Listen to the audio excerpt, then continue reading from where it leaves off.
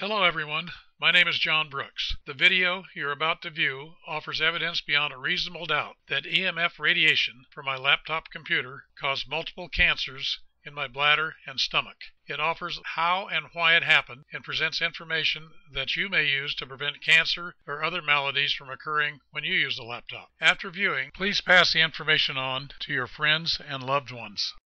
Here's a history of events leading up to my discovery of the cancers. Several months after a knee replacement surgery that was less than perfect and altered my gait, my already arthritic back would no longer allow me to sit at a desktop computer for even an hour without going into painful back spasms.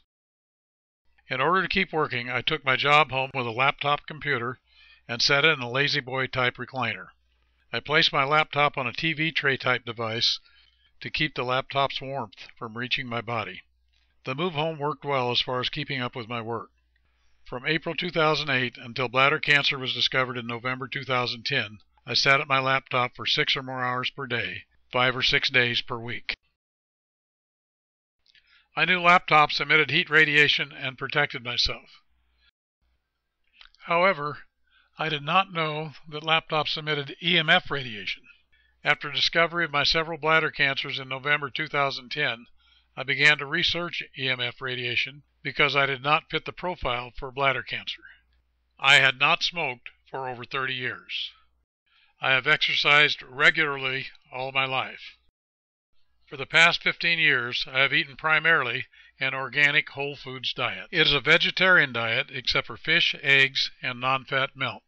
I have supplemented regularly with vitamins and minerals for over 40 years.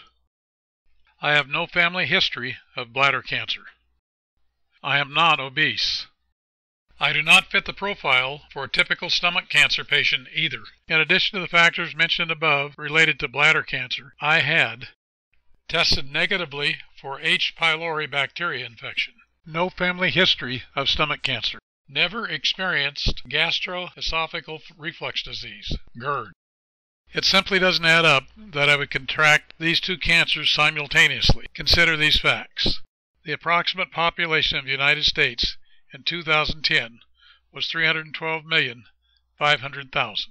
Across the U.S., there were 69,250 new cases of bladder cancer.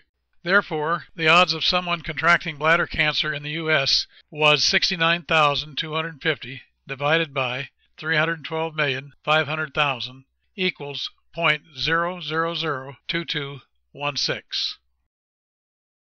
Similarly, there were 16,900 cases of stomach cancer in 2010.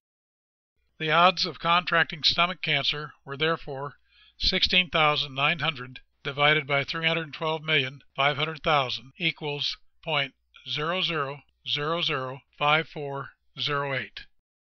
To calculate the odds of contracting simultaneous independent cancers, we multiply the two percentages, 0.0002216 times 0.00005408 equals 0.00000011319. If we take this factor and multiply it times the population of the U.S., we arrive at the number of persons we would expect to contract these two cancers simultaneously. That number is 4.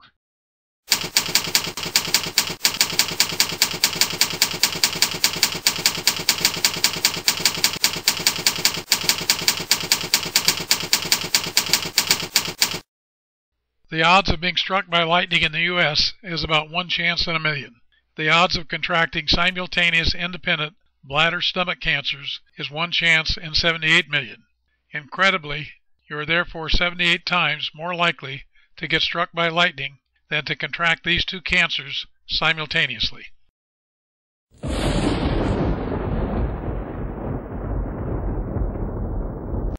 If one is 78 more times likely to get hit by lightning than contracting these simultaneous cancers, some factor other than random chance is obviously operating here. The root cause of my bladder cancer and stomach cancer have a common source, and my nutrition, physical activities, and family history are not suggestive of any contributing factors. On the contrary, when you factor in all the positive history mentioned prior, the odds of my contracting simultaneous bladder, stomach cancers is reduced and approaches 1 chance in a billion. We are left with but one conclusion. Some external force was acting on both the stomach and bladder simultaneously. From the distance where I place my laptop on the TV tray to my body at both the bladder and stomach levels measures about 2 to 3 inches. The only identifiable external source acting on both my stomach and bladder were electromagnetic fields, EMFs. EMFs are measured in milligauss. Many experts and public officials, as well as the few governments that have made an effort to offer public protection, have adopted the 3 milligauss cutoff as a consensus before biological change occurs. Further, damage from EMF radiation increases with time and dose received, according to the international scientific consensus. With that knowledge in hand, I purchased a tri-field milligauss meter from Fry's Electronics. It accurately measures milligauss, and I began to measure emissions from my laptop computer at 3 inches in front and 3 inches below the laptop. The EMF measurements varies from approximately 15 milligauss to 50 milligauss, with spurts up to 100 milligauss near the keyboard. The first 2 measurements are 5 to 16 times the consensus level that DNA damage and other maladies begin to occur. Unaware of any aspect of EMF radiation at the time I was using my laptop, I spent on average 6 hours a day on that laptop, 5 or 6 days a week, for 2.5 years prior to December 2010. I am living evidence of the dangers of EMF radiation from laptop computers. My laptop caused my stomach and bladder cancers. We have been shown what caused my cancers. Now we will turn to how the EMF radiation acts to cause cancer. Here are some excerpts from the testimony of Professor Martin Blank, Professor of Physiology and Cellular Biophysics, College of Physicians and Surgeons, Columbia University, submitted on behalf of respondents on the application of Path, Allegheny, Virginia. See footnote 1 for the URL address. In assessing the potential biological impact and risk of exposure, one would generally turn to the safety standards set by professional agencies such as ICNIRP and IEEE.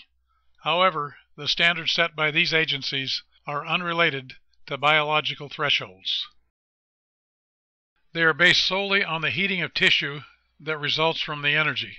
The stress response at the cellular level has shown activation at very low levels, and DNA single-strand breaks in the extra low frequency range have shown that damage is possible. It is therefore possible for weak electromagnetic fields to cause electron movements in DNA that redistribute charges and trigger large molecular rearrangements, like DNA splitting.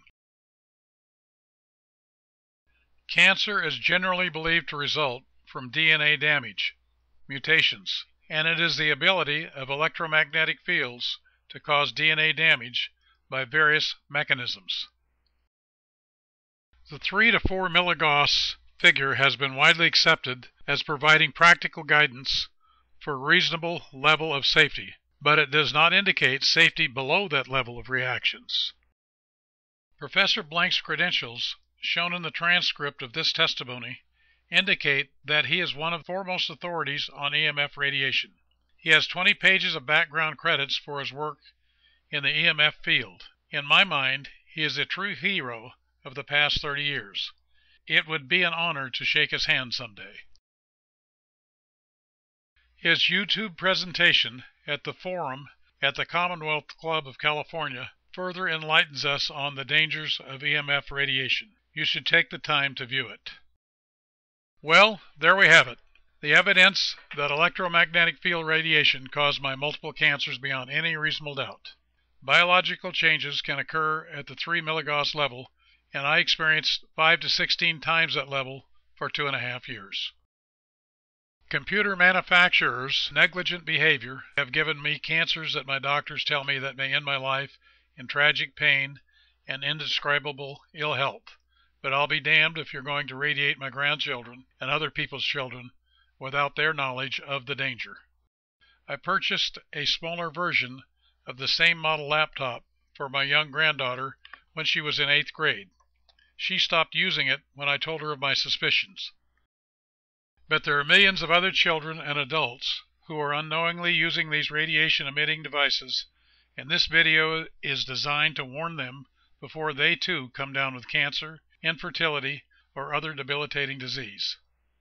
There are some laptops that are safe. I have personally tested at least one model that emits EMFs below the 3 milligauss thresholds at 2 to 3 inches from the device. To all persons viewing this video, I ask you to do several things.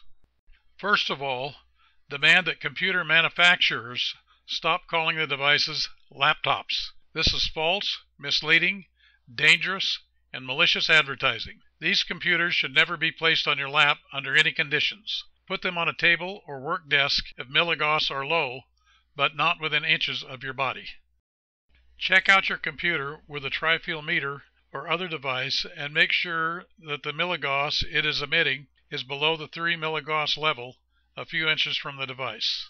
If it is above that level, write your manufacturer and retailer and demand that they repair it and bring it into a safety compliance level.